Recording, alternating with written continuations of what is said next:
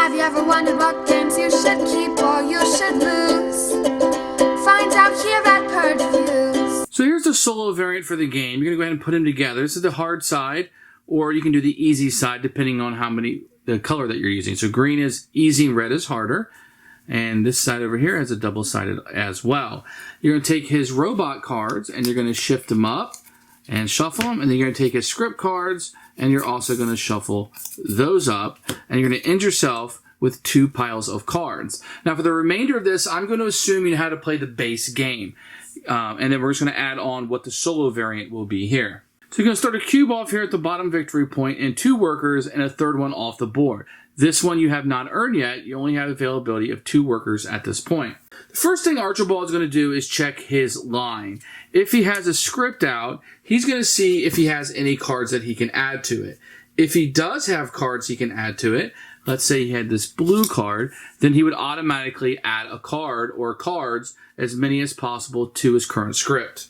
Then he will check the current trend, and if the trend matches, which it does in this case, we know he will produce this movie at the end of the turn. He will automatically be ready to do this. Now, if it was like a comedy trend, then he would not produce it because it does not match. Now, if at any point he meets all of the requirements of one of his cards, then let's say he had this here, then he would automatically go and choose the option with his worker to release the movie.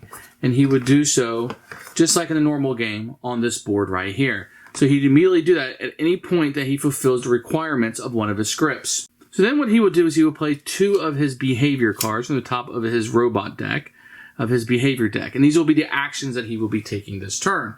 So we know on his turn, he will take one of his worker assistants and place it on this, fulfilling this. And he'll be able to discard this knowing that he's done this action, and he will take one of the production cards. So let's say he took this card into his hand. Remember, at the beginning of his turn, he will play any cards in his hand he's able to play. Now, on his next turn, he will take a script, but he has his own script. So he will just take this from his hand and be able to play that. Now, so he's going to play this because it's full. So that's going to be played off this round. So he knows that this is what he'll be working on for the next round. And those will be his 2 actions for the turn. Now, at any point in the game, at the beginning of a turn, if you have more victory points than Archibald, which is the solo player here, then he will get his third person and be able to do so. If he ever needs a third production card, he doesn't have one, the rule book provides behavior for him. If you can see it right here, he will always order overtime, then prepare a movie production, then cast a star, become the first player. So there's a automated way that he will react if there isn't available card. Let's say he was supposed to do a production, get a production card, but I've taken both spots, or I've taken the spot and there's not one available. Then he will go through his order of operations in order to figure out what he's going to do next. If at any point Archibald doesn't have a script, you will simply just draw one from his deck and he'll have something to kind of work with. Other than that, the game works exactly the same. You're going to be using these robot decks to program his moves. There's a certain hierarchy to what he'll be doing, always trying to release movies as often as possible and moving on from there.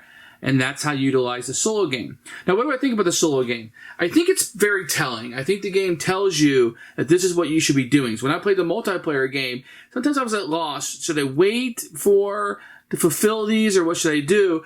And this solo variant is kind of telling you, hey, you need to constantly be producing movies and sticking them out into the universe. There's bonuses attached to it at the end of the game, and there's bonuses here from just constantly scoring points.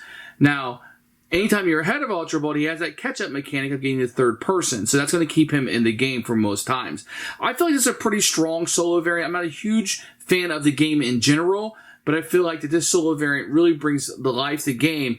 And it sets some strategies in that perhaps as a novice player and a newbie to the game, something I might want to look into as a future as perhaps what somebody perceived as a dominant strategy. So I do like playing against Archibald. I do like him. If you're looking for a Euro game, a worker placement game with a solo variant, this one may pique your interest. If the movie theme is something you're into also, I feel like this is a strong consideration. So it's going to get a 1 thumbs up from me. I think this is a strong consideration for a worker placement game. There are better ones, but perhaps not with this theme. Thanks for watching the video. I really appreciate you tuning in. If you liked it, please like it and hit that little subscribe button. That really helps out the channel, lets us know that you're getting the videos that you want. If you agreed or disagree with what I said, feel free to comment below. I'd love to hear what you have to say, and I promise that I will comment back. Thanks for watching, and everybody else, keep playing.